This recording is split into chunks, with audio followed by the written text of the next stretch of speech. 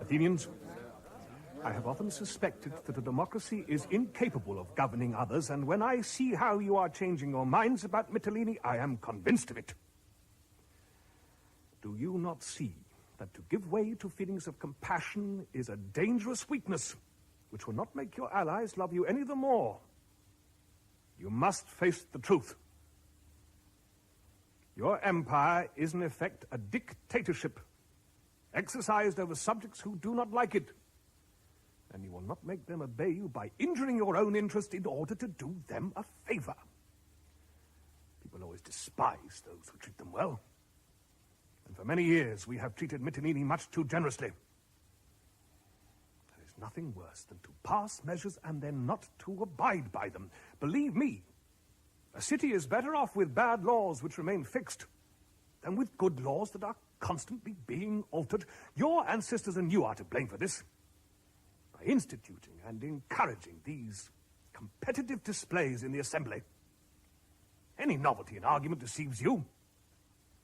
You are more like an audience sitting in a play, or the feet of a philosopher, than a parliament. You must learn to think straight. The truth is that if the Mytileneans were justified in revolting, you must be wrong in holding power. But if you wish still to hold on to it, then your interest demands that their revolt be punished by death. The only alternative is to surrender your empire so that you can afford to spend time on philosophy.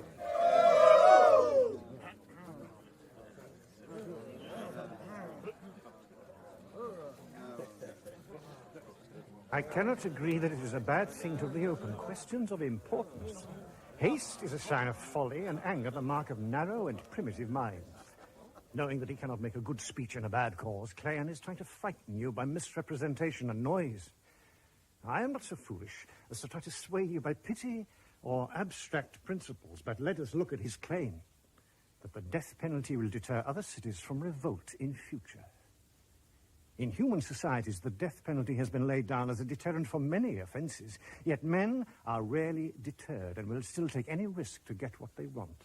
Men and cities alike are by nature disposed to do wrong, and there is no law that will prevent it. What is the answer? At present, if a city has revolted and realizes that the revolt cannot succeed, it will come to terms, while it can. If Cleon's method is adopted, every city will not only make much more careful preparations for revolt, but will fight with greater determination, since surrender means destruction. Well, is that really in our interest, to spend money on a siege, and, if we capture the place, to find it in ruins so that we get no revenue from it?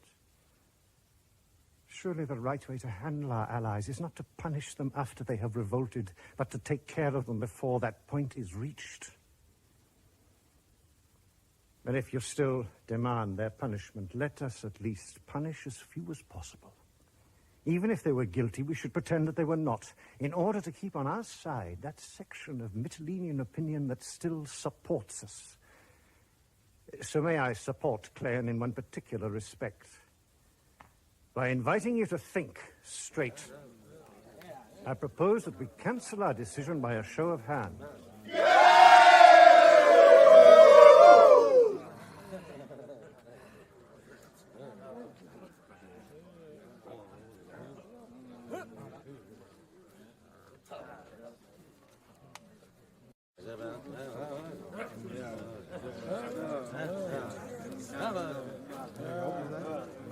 Very